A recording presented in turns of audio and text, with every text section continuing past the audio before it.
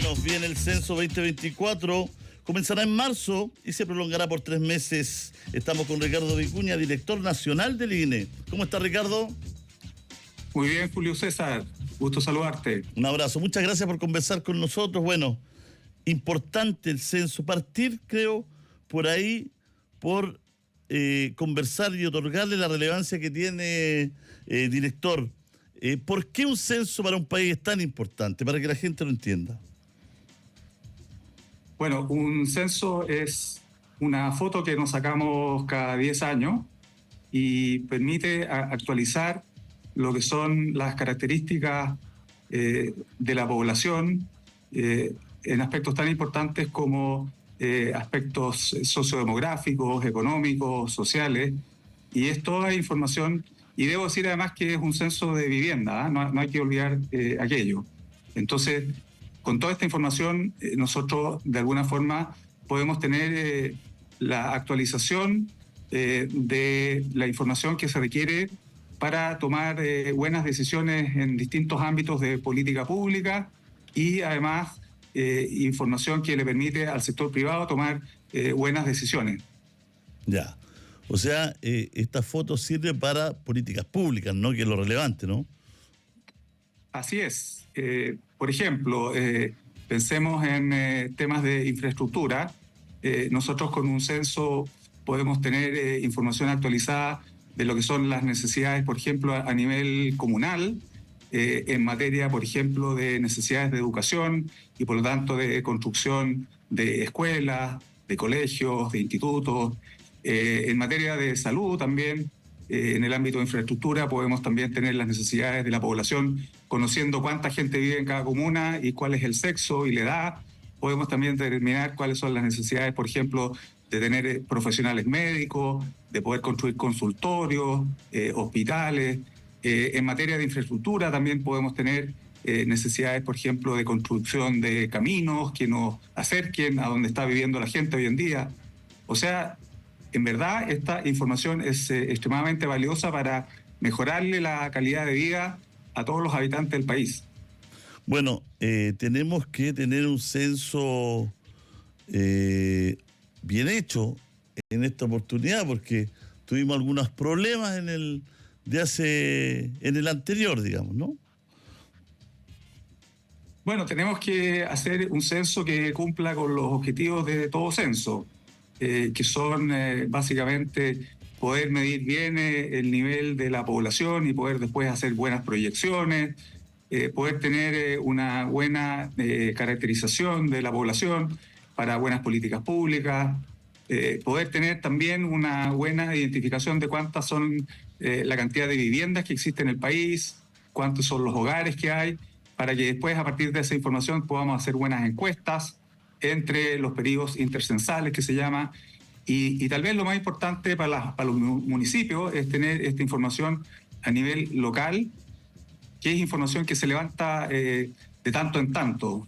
Esta información a nivel comunal no es capturada por las encuestas habituales que realiza el INE, por ejemplo, todos los meses o todos los años.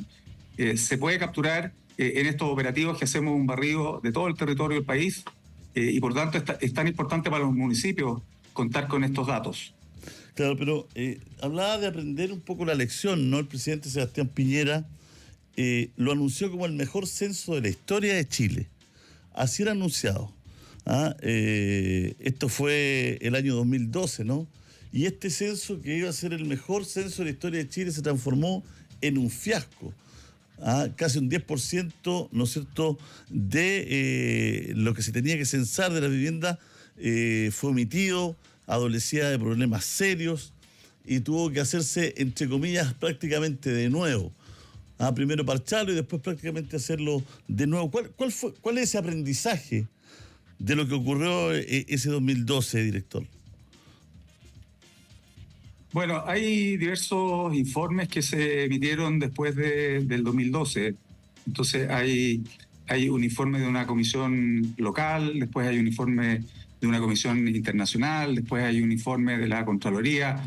Yo creo que el común denominador que uno puede obtener de esos tres informes es el aprendizaje de que este tipo de censos, especialmente los censos de derecho, que se llama, que son periodos más largos, en este caso de 3 meses, tienen que planificarse con mucha antelación porque efectivamente requieren una serie de organizaciones que son muy importantes para que finalmente se cumplan con los objetivos.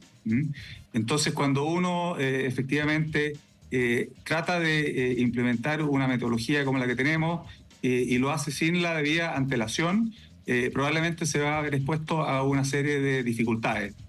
Entonces, el aprendizaje tal vez fue apenas terminar el censo abreviado del 2017 y cuando se publicaron los resultados finales del 2018, ya el año siguiente empezar a planificar el censo del 2022 en su momento, porque esto iba a ser cada 10 años, pero por la pandemia se tuvo que postergar. Y por lo tanto, lo que hemos estado trabajando ya arduamente hace muchos años, digamos del 2019 a la fecha, es justamente en hacer este trabajo de preparación y planificación.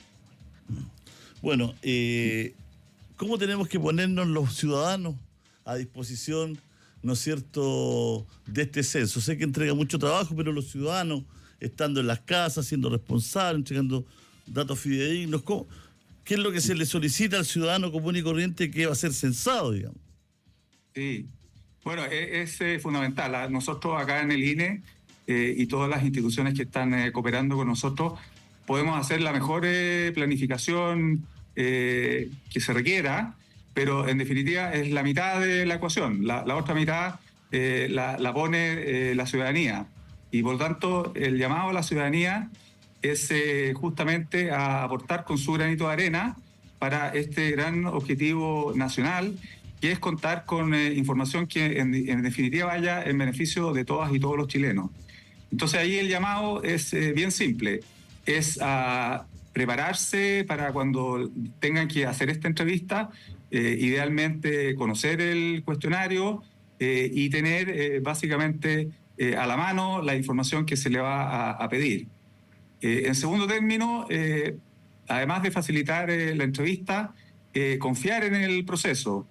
Y para eso nosotros hemos tomado diversos resguardos para que la ciudadanía se sienta confiada en términos de que, por ejemplo, en materia de seguridad, los censistas y las censistas que los van a entrevistar van a ser personas que van a tener una indumentaria característica, que van a aportar una credencial y tal vez la novedad más importante, que la entrevista va a ser hecha en la puerta de la vivienda, es decir, ya no va a requerir hacer pasar a él o la censista al interior del hogar. Entonces hemos tomado todos estos resguardos para que efectivamente la ciudadanía se sienta muy segura al momento de hacer la entrevista.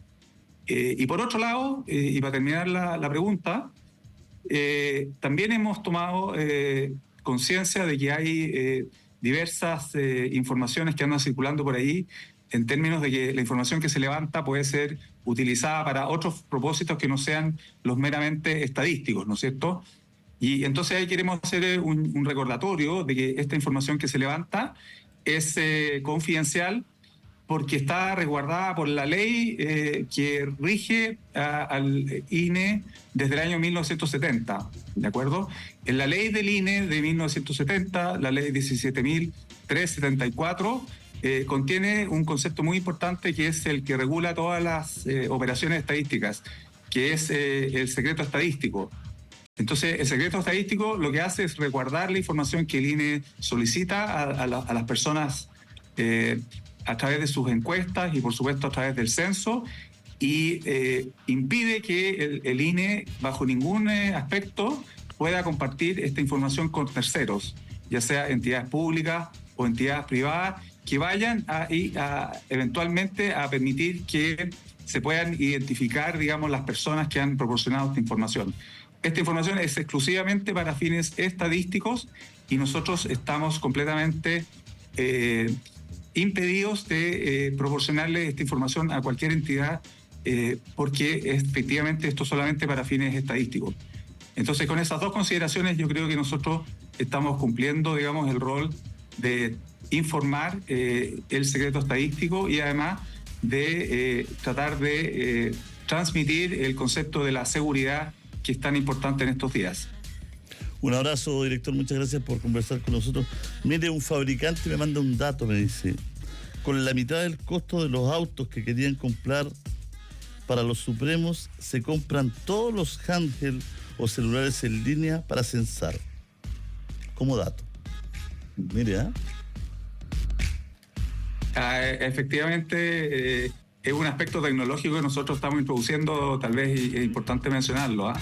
Este censo va a ser bien tecnológico, a diferencia de los anteriores. Es la primera vez que se van a hacer las entrevistas usando un celular inteligente.